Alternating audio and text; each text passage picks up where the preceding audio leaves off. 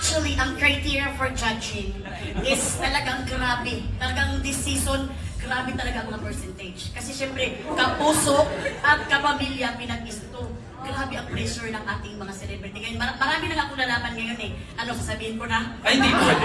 Para mawala ako Is for another. mawala ako sa opening ng fan. Sa takdang panahon daw po. Basta meron akong nalaman.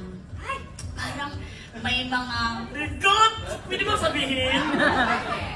Sige. May mga... Siyempre, celebrity to, di ba? May mga vlogger. Okay. Ay, mga marites dyan. Nakaredy na talaga. Okay, parang ako ang may malit dito, ha? May vlogger, may mga gumagawa ng teleserye ngayon. Oo, celebrity pala sila, no? Basta ito lang ang masasabi ko, gumagala pa rin sa kayo, mag-ingat kayo. Virus pala. Hindi, okay, kasi after this, ilang days na lang, i-quarantine na sila. Kung bakit ikukulong na sila sa hotel, In preparation. sa hotel arrest na muna sila, in preparation para magkaroon sila ng mood na papasok talaga sila sa loob ng bahay ni Kuya. And the criteria is siyempre, yung talagang maraming series of tests.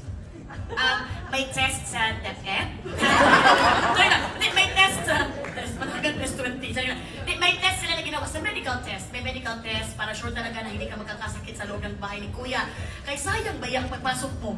And may psychological test. Kasi ako may muntik akong kumanda. So, hindi na siya. So, yun lang talaga.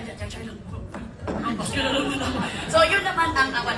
And talagang na-surprise na yun ng lahat. Ngayon, waiting na lang sila for their hotel arrest. Tama naman.